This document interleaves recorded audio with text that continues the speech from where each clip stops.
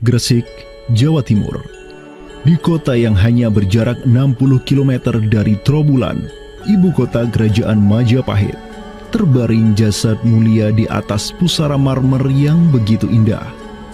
Inilah kubur seseorang yang menginisiasi tegaknya Islam di tanah Jawa, Maulana Malik Ibrahim, yang kemudian dikenal sebagai Sunan Gresik. Malik Ibrahim adalah seorang yang berkedudukan tinggi di lingkaran kuasa Samudra Pasai, terlihat dari gelarnya yang bertajuk Umdatus Salatin wal Wuzara, pondasi para sultan dan wazir, di mana gelar tersebut adalah gelar untuk wakil Sultan Samudra Pasai, sebagaimana yang dicatat oleh Ibnu Battuta. Gelarnya yang lain seperti Burhanud Daulah Waddin, penerang negara dan agama, adalah gelar yang disematkan kepadanya selayaknya gelar-gelar yang diberikan Khilafah Abbasiyah kepada pejabat-pejabat penting daulah, sebuah gelar yang begitu politis sekaligus agamis.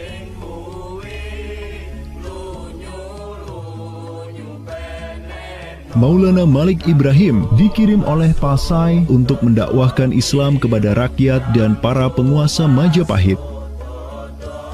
Banyak orang-orang dari kesultanan ini, Kesultanan Samudra Pasai, yang itu berbaiat langsung ke khalifah, itu mengirim orang-orang atau orang-orang Pasai itu banyak bermigrasi ke daerah-daerah lain di Nusantara. Misalkan ya, kalau kita perhatikan makam tertua ya, salah satu makam tertua di Jawa yang sekarang terletak di Gresik, siapa orangnya ya? Pemilik makam ini itu adalah Maulana Malik Ibrahim. Maulana Malik Ibrahim ya, kalau kita perhatikan makamnya yang di Gresik itu sama persis gayanya dengan apa?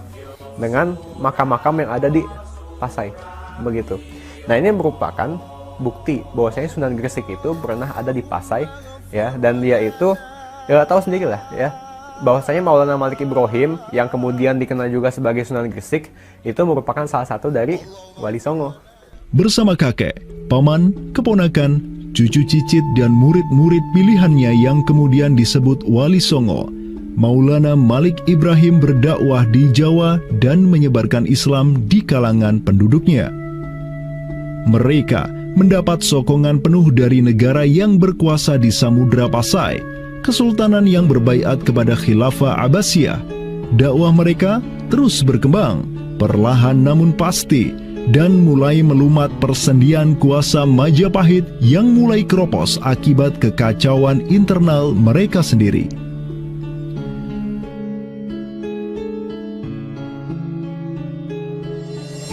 Para Wali Songo juga dihormati karena sebagian besar dari mereka menyandang status sebagai keturunan Nabi melalui jalur Husain bin Abi Thalib yang terus turun-temurun kepada Muhammad Sahib Marbal, turun lagi ke Alawi sampai ke Imam Jamaluddin Al-Husaini yang dikenal juga sebagai Syekh Maulana Jumadil Kubra, yang dari dialah para Wali Songo lahir sebagai anak-anaknya.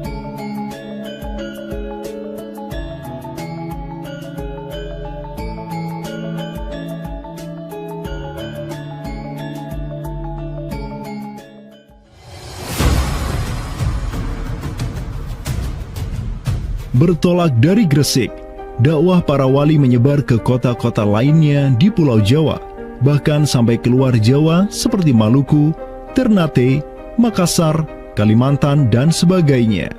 Selain kalangan rakyat, banyak pula pejabat-pejabat Majapahit yang tercerahkan dengan Islam dan sukarela mengucap syahadatain, seperti para adipati Majapahit di Palembang, Cirebon, Semarang, Pekalongan, Jipang, sampai Mataram. Tak tanggung-tanggung, di antara mereka yang berislam bahkan merupakan sang putra mahkota Majapahit sendiri, Pangeran Jimbun alias Raden Patah, yang merupakan buah dari pernikahan Raja Brawijaya kelima dengan seorang putri Cina. Ketika dewasa, Raden Patah belajar kepada Sunan Giri di Surabaya, kemudian diangkat menjadi Adipati Demak oleh ayahnya. Kemudian, di tahun 1478, Brawijaya kelima digulingkan oleh pesaingnya dari Kediri, Girindra Wardana. Tahta Majapahit yang diduduki oleh musuh ayahnya, lantas membuat Raden Patah di Demak beserta seluruh elemen Islam di Jawa pimpinan para Wali Songo bangkit berjihad melawan Girindra Wardana dan penerusnya Patih Udara. Mereka terus berjihad dengan penuh keberanian hingga akhirnya berhasil melumat kekuasaan Majapahit yang dipegang oleh para pemberontak dari pihak Girindra Wardana dan Patih Udara. Kaum muslimin pun meraih kemenangan hingga akhirnya mereka berhasil memproklamirkan berdirinya sebuah daulah Islam pertama di tanah Jawa, Kesultanan Demak, pada tahun 1482. Digelari Raden Patah sebagai Senopati Jimbun Ningrat Ngabdurrahman Panembahan Palembang Saidin Panatogomo, atau dengan gelarnya dalam bahasa Arab Sultan Syah Alam Akbar Al-Fatah. Dialah sultan yang telah memfutuhat Jawa menjadi Darul Islam. Dengan berdirinya Demak sebagai daulah Islam pertama yang berdaulat di tanah Jawa, bertambahlah kuat bargaining politik Islam di kawasan Nusantara bersama-sama dengan Kesultanan Samudra Pasai di Sumatera, Kesultanan Malaka di Semenanjung Malaya, Kesultanan Brunei di Borneo, Kesultanan Sulu di Filipina, begitu pula Sultan pertama di Ternate, Sultan Zainal Abidin, yang pernah menimba ilmu ke Jawa di bawah bimbingan Sunan Giri.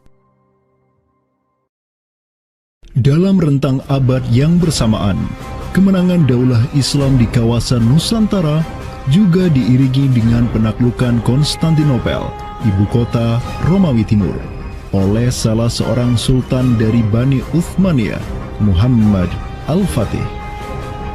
Penaklukan Konstantinopel sekaligus menandakan tamatnya riwayat Imperium Romawi Timur untuk selama-lamanya.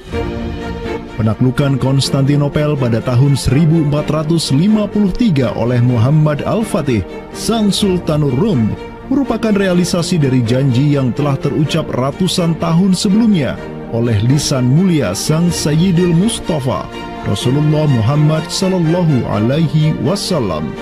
Sungguh, Konstantinopel akan benar-benar ditaklukkan. Sebaik-baik pemimpin adalah pemimpin yang berhasil menaklukkan Konstantinopel, dan sebaik-baik pasukan adalah pasukan yang menyertainya. Dengan dikdayanya kuasa Islam di tanah Rum, menjadikan para penguasa Uthmaniyah mempunyai citra istimewa di kalangan rakyat Nusantara.